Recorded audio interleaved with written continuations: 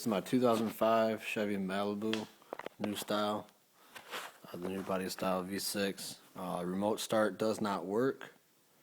However, the unlock and lock features work. Unlock, lock. Read online a little bit how to fix this. Take your headlights out so you can get to your hood latch sensor, which is right here. This little switch goes on and off when your hood's closed. So take your connection right here, unplug it,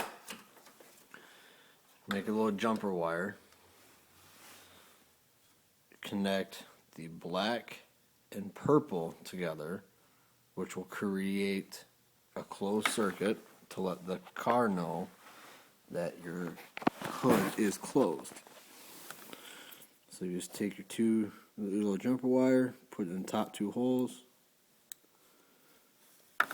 Now the car should start with remote start.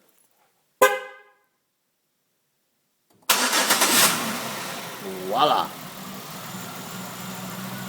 Go ahead and stop it.